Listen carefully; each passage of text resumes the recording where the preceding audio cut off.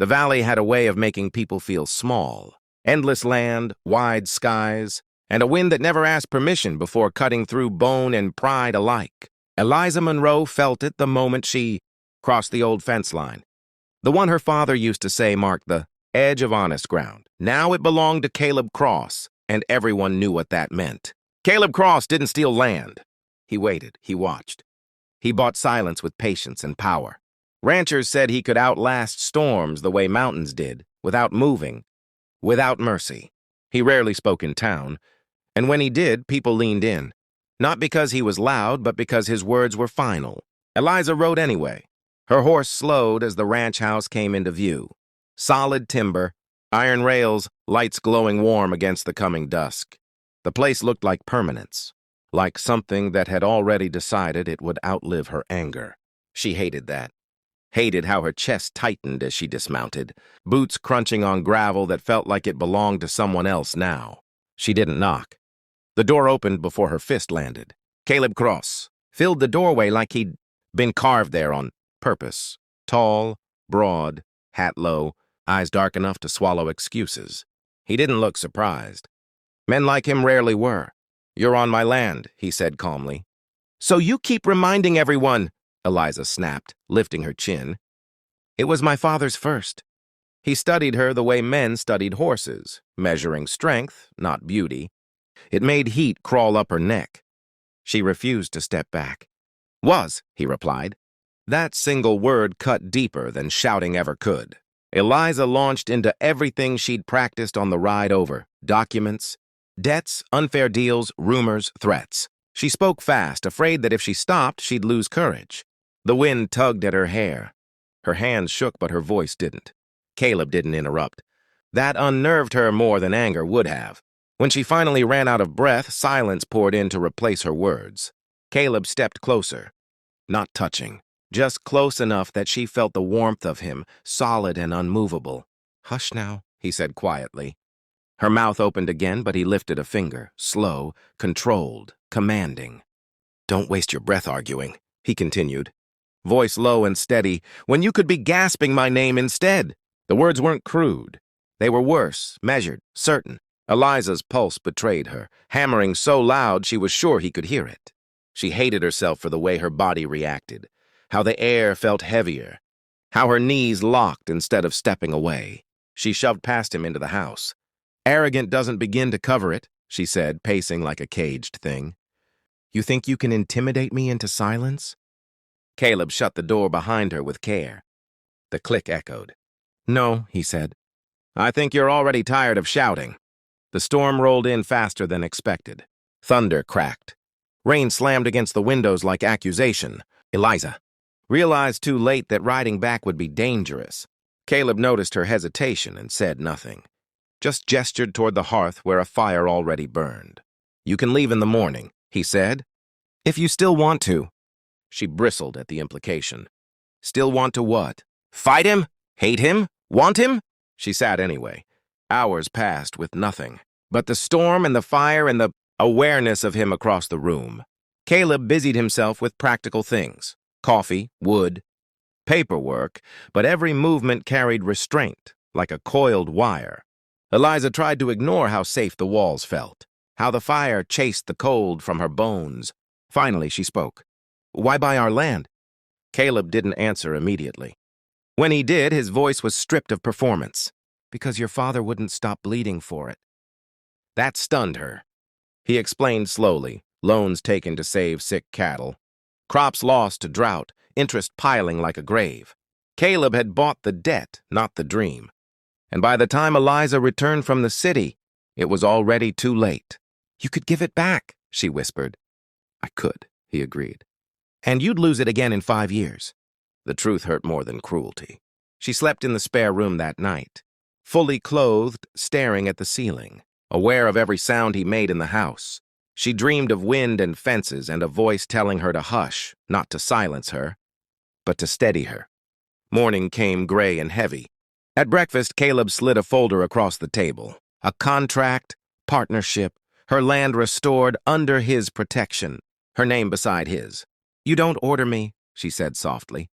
"I know," he replied. I wait for you to choose. Their eyes held.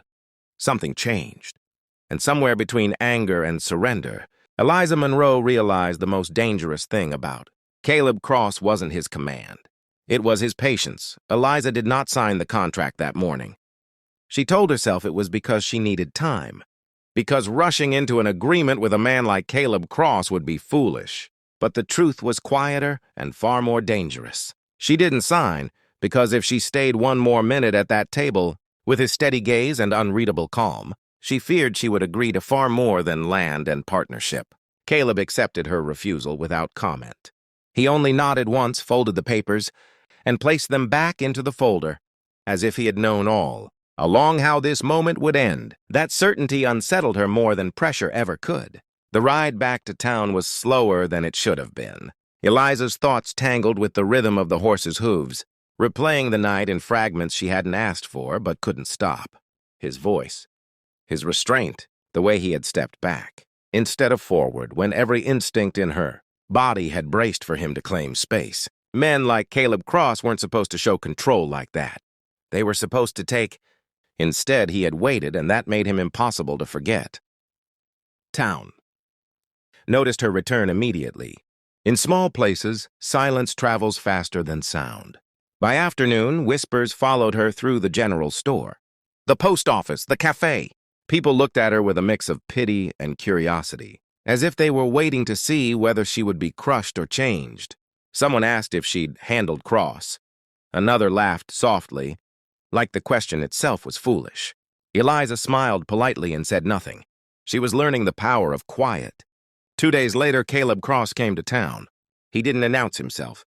He never did. His truck appeared near the hitching posts, dust settling slow like the valley itself had paused to watch. Conversations faltered. Doors opened wider. Men straightened. Women pretended not to stare.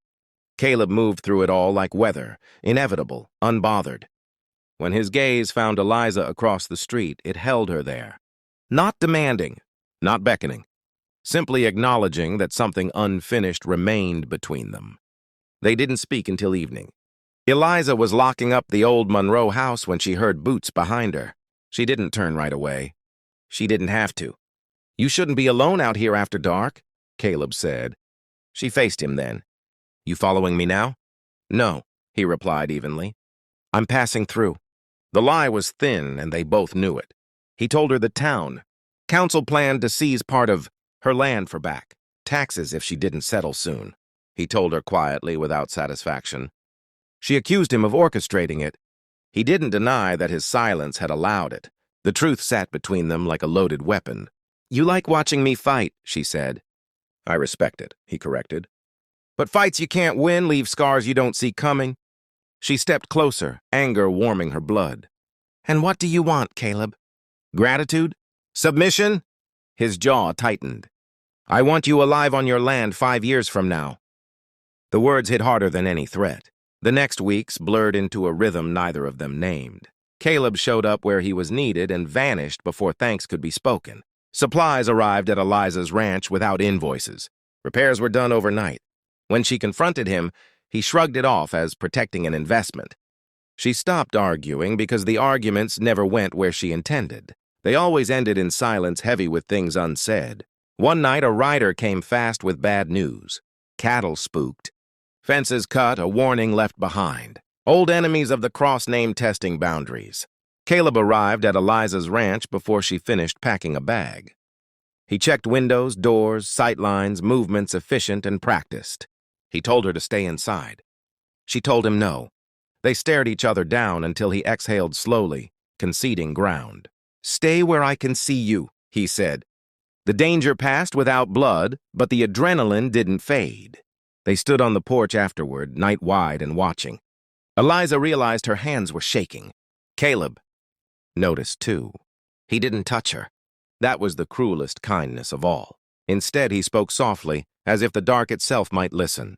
He told her about the first land he ever lost, about promises that meant nothing once papers were signed, about learning that control wasn't about force, but about knowing when not to take what was offered.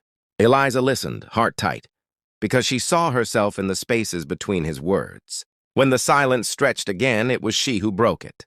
"If I say yes," she asked, voice barely above the wind, "what happens to us?" Caleb looked at her for a long moment. "Then we stop pretending this is only about land." The air shifted. Something crossed a line that couldn't be uncrossed. She didn't answer him, not yet. But when he turned to leave, she reached out. Not to stop him, not to pull him closer, just enough for her fingers to brush his sleeve. The contact was brief. It felt like fire. Caleb froze. Slowly, carefully, he turned back. His voice dropped rougher now. "Eliza, don't." "Why?" she asked. "Because if you ask me to stay," he said, control fraying at the edges, "I won't be able to pretend anymore." Her breath caught. She withdrew her hand. He left. Sleep did not come easily after that. By the time Eliza returned to his ranch a week later, contract signed, resolve steady, she understood something vital. The words he had spoken that first night, hush now, had never been about silencing her. They were about listening to what her heart already knew. She placed the folder on his table and met his eyes. "I choose," she said. Caleb nodded once. The storm was coming.